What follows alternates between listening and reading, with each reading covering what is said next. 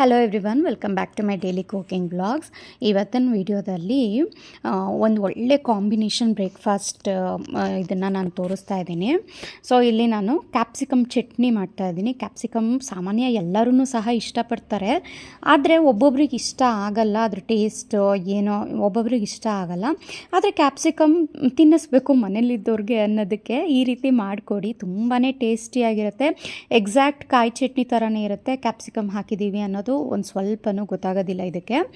ಇಲ್ಲಿ ಪ್ಯಾನ್ಗೆ ಒಂದು ಸ್ವಲ್ಪ ಎಣ್ಣೆ ಹಾಕಿ ಅದಕ್ಕೆ ಒಂದು ಸ್ಪೂನ್ ಆಗೋಷ್ಟು ಕಡಲೆಬೇಳೆ, ಉದ್ದಿನಬೇಳೆ ಮತ್ತು ನಿಮಗೆ ಚಟ್ನಿ ಖಾರಕ್ಕೆ ಅವಶ್ಯಕತೆ ಇದ್ದಷ್ಟು ಹಸಿರು ಮೆಣಸಿನ್ಕಾಯಿನ ಹಾಕ್ಕೊಳ್ಳಿ. ನಾನಿಲ್ಲೊಂದು 4 ಹಸಿರು ಮೆಣಸಿನ್ಕಾಯಿ ಹಾಕಿದ್ದೀನಿ. ನಮ್ಮ ಮನೆಯಲ್ಲಿ ಸ್ವಲ್ಪ ಮೀಡಿಯಮ್ ಸ್ಪೈಸ್ ನಾವು ತಿನ್ನೋದು, ತುಂಬ ಖಾರ ತಿನ್ನಲ್ಲ, ಹಾಗಾಗಿ ಒಂದು 4 ಹಾಕಿದ್ದೀನಿ. ಒಂದು ಹಿಡಿ ಆಗೋಷ್ಟು ಕರಿಬೇವಿನ ಎಲೆನ ಹಾಕಿ ಒಂದು ಮೀಡಿಯಮ್ ಸೈಜ್ ಗಾತ್ರದ ಕ್ಯಾಪ್ಸಿಕಮ್ನ ನಾನು ಈ ರೀತಿ ಕಟ್ ಮಾಡಿ ಸೇರಿಸ್ತಾ ಇದ್ದೀನಿ. ಕ್ಯಾಪ್ಸಿಕಮ್ ಹಾಕಿದ್ಮೇಲೆ ಒಂದು 1/4 ಚಮಚ ಆಗೋಷ್ಟು ಶುಂಠಿ ಬೆಳ್ಳುಳ್ಳಿ ಪೇಸ್ಟ್, ಜಾಸ್ತಿ ಏನು ಬೇಕಾಗೋದಿಲ್ಲ, ಒಂದು 1/4 ಚಮಚ ಆಗೋಷ್ಟು ಸಾಕು. ನೀಟಾಗಿ ಕ್ಯಾಪ್ಸಿಕಮ್ ಎಲ್ಲ ಸ್ವಲ್ಪ ತುಂಬ ಸಾಗಿ ಆಗೋ ರೀತಿಯಲ್ಲಿ ಫ್ರೈ ಮಾಡೋದು ಬೇಡ. ಒಂದು ಸ್ವಲ್ಪ ಅದ್ರ ಮೈ ಮೇಲೆಲ್ಲ ಸ್ವಲ್ಪ ವೈಟ್ ಸ್ಪಾಟ್ಸ್ ಬರುತ್ತೆ ನೋಡಿ, ಅಲ್ಲಿವರೆಗೂ ನಾವು ಫ್ರೈ ಮಾಡಿಕೊಂಡ್ರೆ ಸಾಕು. ಬೇಗ ಆಗಲಿ ಅಂತ ಅಂದ್ಬಿಟ್ಟು ನಾನೊಂದು ಸ್ವಲ್ಪ ಲಿಡ್ನ ಕ್ಲೋಸ್ ಮಾಡಿ ಬಿಟ್ಟಿದ್ದೀನಿ. ಇವಾಗ ಒಂದು 5-6 ನಿಮಿಷ ನಾನು ಚೆನ್ನಾಗಿ ಮೀಡಿಯಮ್ ಫ್ಲೇಮ್ನಲ್ಲಿ ಫ್ರೈ ಮಾಡ್ಕೊಂಡಿದ್ದೀನಿ. ಕ್ಯಾಪ್ಸಿಕಮ್ ಮೊದಲಿಗೆ ಫ್ರೈ ಆದ ನಂತರ ಕೊನೆಯಲ್ಲಿ ಒಂದು 2 ಹಿಡಿ ಆಗುವಷ್ಟು ಇದಕ್ಕೆ ಒಂದು 2 ಮುಷ್ಟಿ ಆಗುವಷ್ಟು ಹಸಿ ತೆಂಗಿನಕಾಯಿ ತುರಿನ ಹಾಕಿ ಸ್ಟವ್ನ ಆಫ್ ಮಾಡಿ ಬಿಟ್ಬಿಡಬೇಕು. ಅದೊಂದು ಸ್ವಲ್ಪ ಬೆಚ್ಚಗಿರುವಾಗ ಮಿಶ್ರಣ ಮಿಕ್ಸಿ ಜಾರಿಗೆ ಹಾಕ್ಕೊಂಡು ಇದಕ್ಕೆ ಒಂದು ಸ್ವಲ್ಪ ಗೋಲಿ ಗಾತ್ರ ಆಗೋಷ್ಟು ಹುಣಸೆ ಹಣ್ಣನ್ನು ಸೇರಿಸ್ತಾ ಇದ್ದೀನಿ. ಆಮೇಲೆ ರುಚಿಗೆ ತಕ್ಕಷ್ಟು ಉಪ್ಪು, ನೀರನ್ನು ಹಾಕಿ ಚಟ್ನಿ ಕನ್ಸಿಸ್ಟೆನ್ಸಿಗೆ ರುಬ್ಕೊಂಡ್ರೆ ಕ್ಯಾಪ್ಸಿಕಮ್ ಚಟ್ನಿ ರೆಡಿ. ಇನ್ನೂ ಬೇರೆ ಬೇರೆ ಥರದಲ್ಲಿ ಮಾಡ್ತಾರೆ ಕ್ಯಾಪ್ಸಿಕಮ್ ಚಟ್ನಿನ, ಬಟ್ ಈ ರೀತಿ ತುಂಬ ಸಿಂಪಲ್ ಆಗಿರುತ್ತೆ. ನೀವು ಮಕ್ಕಳ ಲಂಚ್ ಬಾಕ್ಸ್ಗೂ ಹಾಕಿ ಕಳಿಸ್ಬೋದು. ಇದರಲ್ಲಿ ಕ್ಯಾಪ್ಸಿಕಮ್ ಇದೆ ಅಂತಲೇ ಅನ್ಸೋದಿಲ್ಲ, ತುಂಬಾ ಚೆನ್ನಾಗಿದೆ. ಯೂಶ್ವಲಿ ನನ್ನ ಮನೆಯಲ್ಲಿ ನನಗೆ ಮತ್ತು ಪ್ರದೀಪ್ಗೆ ಕ್ಯಾಪ್ಸಿಕಮ್ ಇಷ್ಟ ಆಗುತ್ತೆ, ಆದರೆ ಹಿತೈಷ್ ಕ್ಯಾಪ್ಸಿಕಮ್ ತಿನ್ನಲ್ಲ. ಯಾವುದ್ರಲ್ಲೇ ಕ್ಯಾಪ್ಸಿಕಮ್ ಈಗ ಪಲಾವ್ಗಳಿಗೆ ಕ್ಯಾಪ್ಸಿಕಮ್ ಹಾಕಿರ್ಬೋದು, ಆಮೇಲೆ ಕ್ಯಾಪ್ಸಿಕಮ್ ವಾಂಗಿಬಾತ್ ಮಾಡಿದ್ರು ಅಂತೂ ಮುಗ್ದೇ ಹೋಯ್ತು ಕತೆ, ಅದರೆಲ್ಲ ಸೈಡಲ್ಲಿ ಇಟ್ಟಿರ್ತಾನೆ.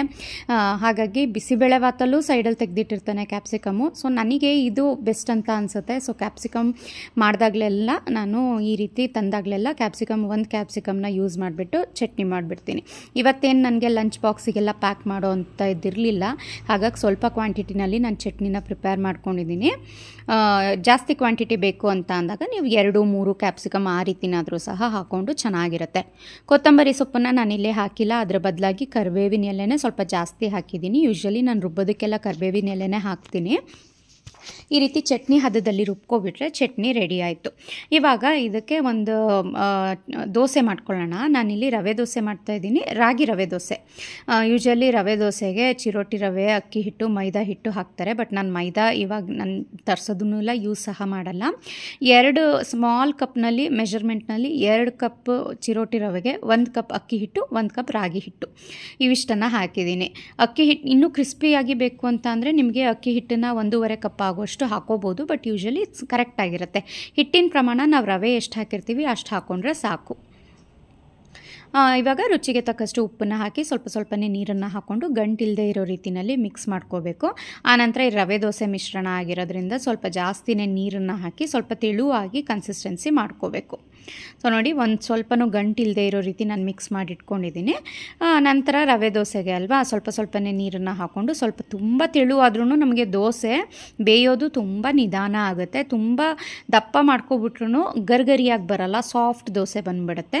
ನಿಮಗೆ ಗರಿಗರಿಯಾಗಿ ಬೇಕು ರವೆ ದೋಸೆ ಅಂತ ಅಂದಾಗ ಒಂದು ಸ್ವಲ್ಪ ಮೀಡಿಯಮ್ ಕನ್ಸಿಸ್ಟೆನ್ಸಿ, ನಾವು ನೀರು ದೋಸೆ ಮಾಡ್ಕೊತೀವಲ್ವ ಆ ಹದದಲ್ಲಿ ಇರಬೇಕು. ಇವಾಗ ಈ ಹಿಟ್ಟಿಗೆ ಸಣ್ಣದಾಗಿ ಕಟ್ ಮಾಡಿರೋವಂಥ ಹಸಿರು ಮೆಣಸಿನ್ಕಾಯಿ, ಸಣ್ಣದಾಗಿ ಕಟ್ ಮಾಡಿರೋವಂಥ ಈರುಳ್ಳಿ ಸ್ವಲ್ಪ ಜಾಸ್ತಿ ಹಾಕಿದ್ರೆ ಒಳ್ಳೆ ಟೇಸ್ಟ್ ಬರುತ್ತೆ. ಮತ್ತು ಜೀರಿಗೆ ಹಾಕ್ಕೊಳ್ಳಿ, ನಾನು ಜೀರಿಗೆ ಹಾಕ್ಕೊಳ್ಳೋದು ಮರ್ತುಬಿಟ್ಟಿದ್ದೆ. ಸ್ವಲ್ಪ ಶುಂಠಿ ಇದ್ದರೆ ಶುಂಠಿನೂ ಸಹ ಹಾಕ್ಕೊಳ್ಳಿ. ಶುಂಠಿ ಖಾಲಿ ಆಗಿತ್ತು, ಹಾಗಾಗಿ ನಾನು ಶುಂಠಿನ ಸಹ ಇಲ್ಲಿ ಸ್ಕಿಪ್ ಮಾಡಿದ್ದೀನಿ. ಕೊತ್ತಂಬರಿ ಸೊಪ್ಪನ್ನು ಸಹ ಹಾಕ್ಕೋಬೋದು. ಇಲ್ಲ ಅಂದರೆ ನಿಮ್ಗೆ ಏನೂ ಬೇಡ, ಈರುಳ್ಳಿನೂ ಬೇಡ, ಹಸಿರು ಮೆಣಸಿನ್ಕಾಯಿ ಬೇಡ, ಏನೂ ಬೇಡ ಅನ್ನೋದಾದರೆ ಪ್ಲೇನ್ ರವೆ ದೋಸೆನೂ ಸಹ ಹಾಕ್ಕೋಬೋದು. ಅಡುಗೆ ಮಾಡಬೇಕಾದ್ರೆ ಇಂಥದ್ದೇ ಇರಬೇಕು ಅಂಥದ್ದೇ ಇರಬೇಕು ಅಂತ ಏನಿಲ್ಲ. ಮನೆಯಲ್ಲಿ ಏನು ಅವೈಲೇಬಲ್ ಇದೆಯೋ ಅದರಿಂದನೇ ಯೂಸ್ ಮಾಡಿಕೊಂಡು ಒಳ್ಳೆ ಟೇಸ್ಟಿ ಅಡುಗೆ ಮಾಡ್ಬೋದು. ಕೆಲವೊಬ್ಬರು ಅಡುಗೆ ಮಾಡೋಕ್ಕೆ ನಿಂತಾಗ ಅದಿಲ್ಲ ಇದಿಲ್ಲ ಅಂತ ಅಂದ್ಬಿಟ್ಟು ಅಂಗಡಿಗೆ ಹೋಗ್ತಾರೋದು, ಅಯ್ಯೋ ಅದಿಲ್ವೇ ಇಲ್ಲ ಅಂತ ಅಂದ್ಬಿಟ್ಟು ಆವತ್ತಿನ ಅಡುಗೆ ಮಾಡೋದು ಸ್ಕಿಪ್ ಮಾಡೋದು, ಆ ರೀತಿ ಎಲ್ಲ ಏನು ಬೇಡ.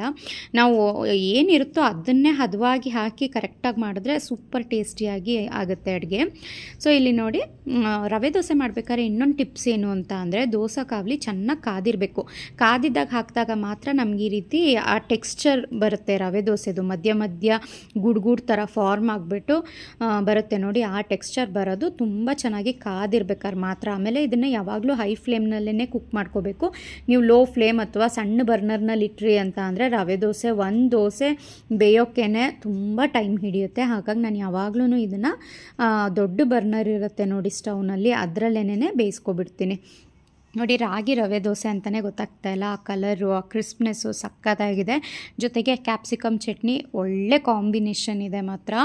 ಸೊ ನೋಡಿ, ದೋಸೆ ತವ ಕಾಯ್ತಾ ಇದ್ದ ಹಾಗೆಯೇ ಈ ರೀತಿ ಸೌಟಿನ ಸಹಾಯದಿಂದ ಎಲ್ಲೆಲ್ಲಿ ಈ ರೀತಿ ಸ್ಪ್ರೆಡ್ ಮಾಡಿಬಿಟ್ರೆ ಆಯಿತು. ಗೂಡ್ ಟೆಕ್ಸ್ಚರ್ ಬಂದು ರವೆ ದೋಸೆ ಕ್ರಿಸ್ಪಿಯಾಗಿ ಆಗುತ್ತೆ. ಮೇಲ್ಗಡೆ ಒಂದು ಸ್ವಲ್ಪ ಎಣ್ಣೆನ ಸ್ಪ್ರೆಡ್ ಮಾಡಿಬಿಟ್ಟು, ಬೇರೆ ಏನಿಲ್ಲ, ಜಸ್ಟ್ ಅದು ಒಂದೇ ಸೈಡ್ ಬೇಯಿಸೋ ಅಂಥದ್ದು. ತುಂಬ ತೆಳುವಾಗಿರುತ್ತೆ ಅಲ್ವಾ, ಜಸ್ಟ್ ಹಾಗೆಯೇ ಹೀಗೆ ಕ್ಲೋಸ್ ಮಾಡಿಬಿಟ್ಟು ಇಡೋದಷ್ಟೇ. ಸ್ವಲ್ಪ ಲೇಟ್ ಆಗುತ್ತೆ, ಒಂದೊಂದು ದೋಸೆ ರೆಡಿ ಆಗಲಿಕ್ಕೆ ಒಂದು 3-4 ಮಿನಿಟ್ಸ್ ಆಗುತ್ತೆ. ಅಲ್ಲಿವರೆಗೂ ಸ್ವಲ್ಪ ಏನೋ ಕಾಯ್ತಾ ಇರಬೇಕು. ಈ ಬೇಗ ತಿನ್ನೋರಾದರೂ ಆಗಿಬಿಟ್ರೆ ಒಂದು ದೋಸೆ ತಿಂದ ಮೇಲೆ ಒಂದು 2-3 ನಿಮಿಷ ಕಾಯ್ತಾ ಇರಬೇಕಾಗುತ್ತೆ. ಹಾಗಾಗಿ ನಾನು ರವೆ ದೋಸೆ ಮಾಡ್ಬೇಕಾದ್ರೆ ಯಾವಾಗಲೂ ಏನು ಮಾಡ್ತೀನಿ ಅಂತ ಅಂದರೆ, ಹಿತೈಷ್ಗೆ ಕೊಟ್ಬಿಡ್ತೀನಿ. ಹಿತೈಷ್ ಸ್ವಲ್ಪ ನಿಧಾನನೇ ತಿನ್ನೋದು, ಇನ್ನು ನಾನು ಹೇಗೆ ಇದ್ರೂ ಲಾಸ್ಟಲ್ಲೇ ತಿನ್ನೋದು. ಪ್ರದೀಪ್ಗೆ ಒಂದು 2-3 ದೋಸೆ ಫಸ್ಟ್ ಟೈಮ್ ಹಾಕ್ಕೊಬಿಟ್ಟಿರ್ತೀನಿ, ಆಮೇಲೆ ಕೊಡ್ತೀನಿ. ಸೊ ಅವ್ರು ತಿನ್ನೋ ಅಷ್ಟರಲ್ಲಿ ನೆಕ್ಸ್ಟ್ ದೋಸೆ ರೆಡಿ ಮಾಡಿ ಕೊಡ್ಬೋದಲ್ವ. ಹಾಗಾಗಿ ನೀವು ತಿಂತಾಯಿರಿ, ಬಿಸಿ ಹೀಗೆ ಹಾಕ್ಕೊಡ್ತೀನಿ ಅಂತ ಅಂದರೆ ನಾರ್ಮಲ್ ದೋಸೆ ಥರ ಅದು ಏನು ಬೇಗ ಬೇಯಲ್ಲ. ಹಾಗಾಗಿ ಈ ರೀತಿ ಫಸ್ಟೇ ಮಾಡಿಟ್ಕೊಬಿಟ್ರೆ ಅದೇನು ಮೆತ್ತಗೂ ಆಗಲ್ಲ, ಕ್ರಿಸ್ಪಿಯಾಗಿ ತುಂಬಾ ಚೆನ್ನಾಗಿರುತ್ತೆ. ಇಲ್ಲಿ ರಾಗಿ ರವೆ ದೋಸೆ ಜೊತೆ ಕ್ಯಾಪ್ಸಿಕಮ್ ಚಟ್ನಿ ಒಳ್ಳೆ ಕಾಂಬಿನೇಷನ್ ಇತ್ತು, ನೀವು ಸಹ ಟ್ರೈ ಮಾಡಿ. ಹಾಗೆಯೇ ಈ ಸಲ ಮೈಸೂರಿಂದ ಬರಬೇಕಾದ್ರೆ ರಂಗನತಿಟ್ಟಿಗೆ ಹೋಗಿದ್ದೆ ಅಲ್ವಾ, ಅದರಲ್ಲಿ ಶಾಪಿಂಗಲ್ಲಿ ಇಲ್ಲಿ ಟೀ ಮಗ್ನ ತೊಗೊಂಡು ಬಂದಿದ್ದೆ. ಮನೇಲಿ ಇಟ್ಕೊಂಡು ಈ ರೀತಿ ಬಂದವ್ರಿಗೆ ಸರ್ವ್ ಮಾಡಿಕೊಟ್ರೆ ಒಳ್ಳೆ ಆಸ್ಥೆಟಿಕ್ ಫೀಲ್ ಬರುತ್ತೆ ಅಂತ ಅಂದ್ಬಿಟ್ಟು ನಾನು ಇದನ್ನು ತಂದಿಟ್ಕೊಂಡಿದ್ದೀನಿ. ಒಂಥರ ನನಗೂ ಖುಷಿ, ತುಂಬಾ ಚೆನ್ನಾಗಿತ್ತು ಮಾತ್ರ. ಸೊ ಇವಾಗ ಇಲ್ಲಿ ನನ್ನ ಹೋಮ್ ಮೇಡ್ ಪ್ರಾಡಕ್ಟ್ಸ್ ನಲ್ಲಿ ಇವತ್ತು ಫ್ರೆಶ್ ಆಗಿ ABC ಪೌಡರ್ ರೆಡಿ ಮಾಡಿಸಿದ್ದೀನಿ. ABC ಪೌಡರ್ಗೆ ತುಂಬಾ ಡಿಮ್ಯಾಂಡ್ ಇತ್ತು, ತುಂಬ ಏನು ಅದು ಸ್ಟಾಕಲ್ಲಿ ಸಹ ಇರಲಿಲ್ಲ. ಇವಾಗ ವೆದರ್ ಕಂಡೀಷನ್ ಸಹ ಸ್ವಲ್ಪ ಚೆನ್ನಾಗಿಲ್ಲ ಅಲ್ವಾ, ಇಲ್ಲಿ ನನಗೆಲ್ಲ ಒಣಗಿಸಿ ಮಾಡಿಸೋ ಅಷ್ಟರಲ್ಲಿ ಲೇಟ್ ಆಗ್ತಾಯಿತ್ತು. ಹಾಗಾಗಿ ಇವತ್ತು ರೆಡಿ ಇದೆ. ಯಾರ್ಯಾರ್ದು ಆರ್ಡರ್ಸ್ ಇತ್ತು ಅವ್ರಿಗೆ ಖಂಡಿತ ಇವತ್ತು ಪ್ಯಾಕ್ ಮಾಡಿ ಕಳಿಸ್ತೀನಿ. ಹಾಗೆಯೇ ಇನ್ನೊಂದು ಕೋಂಬೋ ಆಫರ್ನ ಬಿಡ್ತಾ ಇದ್ದೀನಿ. ಹಾಗಾಗಿ ಚಟ್ನಿ ಪುಡಿಗಳು ಖಾಲಿಯಾಗಿತ್ತು ಅಂತ ಇವತ್ತು ಫ್ರೆಶ್ ಆಗಿ ಚಟ್ನಿ ಪುಡಿಗಳನ್ನ ನಾನಿಲ್ಲಿ ಮಾಡಿಸ್ತಾ ಇದ್ದೀನಿ. ಸೊ ಇನ್ನೊಂದು ಕೋಂಬೋ ಆಫರ್ ಏನು ಅಂತ ಅಂದರೆ, ಯೂಶ್ವಲಿ ನನ್ನ ಹತ್ರ ಪರ್ಚೇಸ್ ಮಾಡಿರೋರಿಗೆ ಗೊತ್ತಿರುತ್ತೆ, ನಾನು ಪ್ರೋಟೀನ್ ಪೌಡರು, ಬೀಟ್ರೂಟು ಮತ್ತು ABC ಮಾತ್ರ 100 ಗ್ರಾಮ್ಸ್ನಲ್ಲಿ ಕೊಡ್ತಾ ಇದ್ದಿದ್ದು. ಯಾಕೆಂದರೆ ಅದು ಸ್ವಲ್ಪ ರೇಟ್ ಜಾಸ್ತಿ ಇರುತ್ತೆ. ಹಾಗಾಗಿ ಈ ರಾಗಿದೆಲ್ಲ ಏನಿದೆ ಅವರು ಟ್ರೈ ಮಾಡಬೇಕು ಮ್ಯಾಮ್, ನಮಗೆ ಸ್ಮಾಲ್ ಪ್ಯಾಕೆಟ್ಸಲ್ಲಿ ಕಳಿಸ್ಕೊಡಿ ಅಂತ ಹೇಳ್ತಾಯಿದ್ರು. ಅದು ಮಿನಿಮಮ್ ಕ್ವಾಂಟಿಟಿನೇ ಬಂದು 250 ಗ್ರಾಮ್ಸ್ ಇತ್ತು. ಹಾಗಾಗಿ ಇವಾಗ ಎಲ್ಲರಿಗೂ ಸಹ ಯೂಸ್ಫುಲ್ ಆಗಲಿ ಅಂತ ಒಂದು ಕೋಂಬೋನ ನಾನು ಇಲ್ಲಿ ತೊಗೊಂಡು ಬಂದಿದ್ದೀನಿ. ಲೈಕ್ ನನ್ನ ಹತ್ರ ಯಾವ್ದ್ಯಾವುದು ಮಾಲ್ಟ್ ಪೌಡರ್ಗಳಿದೆ ಹಾಲಿಗೆ ಮಿಕ್ಸ್ ಮಾಡಿಕೊಂಡು ಕುಡಿಯೋ ಅಂಥದ್ದು ಎಲ್ಲವನ್ನು ಸಹ ನಾನು ಇಲ್ಲಿ 100 ಗ್ರಾಮ್ಸ್ನಲ್ಲಿ ಇವಾಗ ಅವೈಲೇಬಲ್ ಮಾಡಿಕೊಟ್ಟಿದ್ದೀನಿ. ನಿಮಗೆ ಇದು ಸಿಂಗಲ್ ಬೇಕು ಅಂತ ಅಂದರೆ ಸಿಗಲ್ಲ, ಇದು ಕೋಂಬೋದಲ್ಲಿ ಮಾತ್ರ ಸಿಗುತ್ತೆ. 100 ಗ್ರಾಮ್ಸ್ ರಾಗಿ ಚೊಕೋ ಮಾಲ್ಟು, 100 ಗ್ರಾಮ್ಸ್ ರಾಗಿ ಪಿಸ್ತಾ malt, protein milk mix, ABC milk mix, beetroot malt ಮತ್ತು ಹಾರ್ಲಿಕ್ಸು ಇವಿಷ್ಟೂ ಸಹ ಅವೈಲೇಬಲ್ ಇದೆ. ರಾಗಿ ಚೊಕೋ ಮಾಲ್ಟ್ ಬಂದು ಇದರಲ್ಲಿ ಸ್ಪ್ರೌಟೆಡ್ ರಾಗಿ ಜೊತೆಗೆ ಸ್ಪ್ರೌಟೆಡ್ ರಾಗಿ ಹಿಟ್ಟನ್ನ ಅದ್ರ ಜೊತೆಗೆ ನಾನು ಬಾದಾಮಿ, ಗೋಡಂಬಿ ಮತ್ತು ಮಖಾನ, ರೆಡ್ ರಾಕ್ ಶುಗರ್ ಅಂದರೆ ಕೆಂಪು ಕಲ್ಸಕ್ಕರೆ ಇವಿಷ್ಟನ್ನು ಹಾಕಿ ನಾನು ಚಾಕ್ಲೇಟ್ ಪೌಡರ್ನ ಸಹ ಹಾಕಿರ್ತೀನಿ. ಅದನ್ನು ರೆಡಿ ಮಾಡುವಂಥದ್ದು ರಾಗಿ ಚೊಕೋ ಮಾಲ್ಟ್. ಎಷ್ಟು ರಾಗಿ ಇದಕ್ಕೆ ಎಷ್ಟೆಷ್ಟು ಬೇಕಾಗುತ್ತೆ, ಬಾದಾಮಿ, ಗೋಡಂಬಿ ಅವನ್ನೆಲ್ಲ ನಾವು ಒಂದು ಅಳತೆ ಮಾಡಿ ಇಟ್ಕೊಂಡಿರ್ತೀನಿ. ಸೊ ಹಾಗೆ ರೆಡಿ ಆಗುತ್ತೆ ರಾಗಿ ಚೊಕೋ ಮಾಲ್ಟ್. ಇದರಲ್ಲಿ ಬೇರೆ ಯಾವುದೇ ರೀತಿ ಪ್ರಿಸರ್ವೇಟಿವ್ಸ್ ಇರಲ್ಲ, ಏನೂ ಇರಲ್ಲ.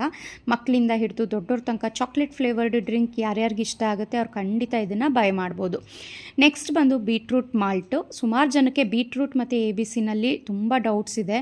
ಬೀಟ್ರೂಟ್ ಅಂದ್ರೇನು, ABC ಅಂದರೆ ಏನು ಅಂತ. ಬೀಟ್ರೂಟ್ ಮಾಲ್ಟಲ್ಲಿ ಬರೀ ಬೀಟ್ರೂಟ್ ಇರುತ್ತೆ, ಅದ್ರ ಜೊತೆಗೆ ಬಾದಾಮಿ, ಗೋಡಂಬಿ, ಮಖಾನ, ಮಿಲ್ಕ್ ಪೌಡರ್ ಮತ್ತು ಕೆಂಪು ಕಲ್ ಸಕ್ಕರೆ ಇವಿಷ್ಟನ್ನು ಆ್ಯಡ್ ಮಾಡಿರ್ತೀನಿ. ABC ಮಾಲ್ಟ್ ಪೌಡರ್ ಅಂತ ಅಂದರೆ ಇದರಲ್ಲಿ ಆ್ಯಪಲ್, ಬೀಟ್ರೂಟ್, ಕ್ಯಾರೆಟ್ ಮೂರದು ಪೌಡರ್ ಇರುತ್ತೆ. ಜೊತೆಗೆ ಬಾದಾಮಿ, ಮಖಾನ ಮತ್ತು ಗೋಡಂಬಿ, ಮಿಲ್ಕ್ ಪೌಡರ್, ಇದರಲ್ಲೂ ಸಹ ರೆಡ್ ರಾಕ್ ಶುಗರ್ ಅಂದರೆ ಕೆಂಪು ಕಲ್ ಸಕ್ಕರೆನ ಆ್ಯಡ್ ಮಾಡಿರ್ತೀನಿ. ಯೂಶ್ವಲಿ ಇದು ಸ್ವಲ್ಪ ಸ್ವೀಟಾಗೇ ಬರುತ್ತೆ, ಅಂದರೆ ಆ್ಯಪಲ್ಲು, ಕ್ಯಾರೆಟು, ಬೀಟ್ರೂಟ್ ಎಲ್ಲನೂ ಸ್ವಲ್ಪ ಸ್ವೀಟಿಶ್ ಆಗಿರುತ್ತಲ್ವ. ಸೊ ಹೀಗೆ ರೆಡಿ ಆಗುತ್ತೆ ABC ಮತ್ತು ಬೀಟ್ರೂಟ್ ಮಾಲ್ಟ್. ನೆಕ್ಸ್ಟ್ ಬಂದು home made Horlicks malt powder. Horlicks ನಾನು ಸುಮಾರು ವೀಡಿಯೋಗಳಲ್ಲಿ ತೋರಿಸಿದ್ದೀನಿ. ಸ್ಪ್ರೌಟೆಡ್ ವೀಟ್ ಜೊತೆಗೆ ಬಾದಾಮಿ, ಗೋಡಂಬಿ, ಇದರಲ್ಲೂ ಕೆಂಪು ಕಲ್ ಸಕ್ಕರೆ ಮತ್ತು ಮಿಲ್ಕ್ ಪೌಡರ್ನ ಸೇರಿಸಿರ್ತೀನಿ. ನೆಕ್ಸ್ಟ್ ಬಂದು ಪ್ರೋಟೀನ್ ಮಿಲ್ಕ್ ಮಿಕ್ಸ್ ಪೌಡರು.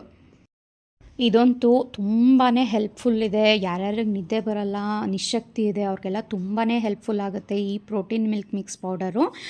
ಇದರಲ್ಲಿ ಎಲ್ಲ ಥರದ ನಟ್ಸ್ ಇರುತ್ತೆ, ಎಲ್ಲ ಥರದ ಸೀಡ್ಸ್ ಇರುತ್ತೆ. ಬಾದಾಮಿ, ಗೋಡಂಬಿ, ವಾಲ್ನಟ್, ಪಿಸ್ತಾ, ಮಖಾನ ಮೇನ್ ಇವಿಷ್ಟು ಜಾಸ್ತಿನಲ್ಲಿ ಇರುತ್ತೆ. ನೆಕ್ಸ್ಟ್ ಬಂದು sunflower seeds, Musk melon seeds ಮತ್ತು ಪಂಪ್ಕಿನ್ ಸೀಡ್ಸ್, ಇವು ಮೂರೂ ಸಹ ಇರುತ್ತೆ.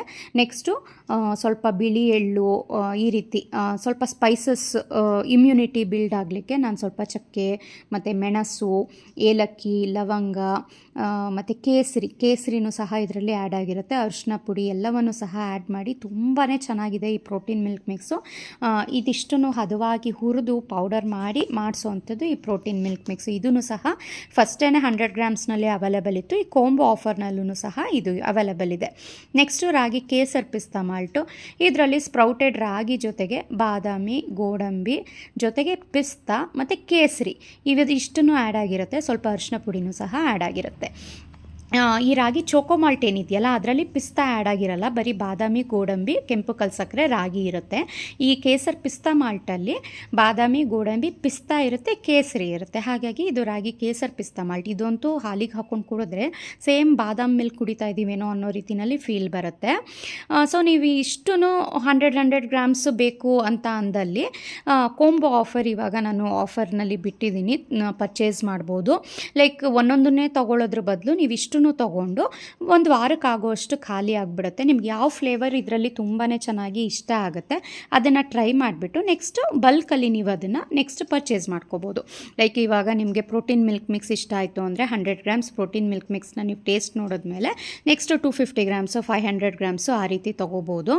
ಇಲ್ಲ ಹಾರ್ಲಿಕ್ಸ್ ಇಷ್ಟ ಆಯಿತು ಅಂತ ಅಂದರೆ ಹಾರ್ಲಿಕ್ಸನ್ನು ನೆಕ್ಸ್ಟು 250 ಗ್ರಾಮ್ಸು, 500 ಗ್ರಾಮ್ಸ್ ಆ ರೀತಿ ತೊಗೋಬೋದು.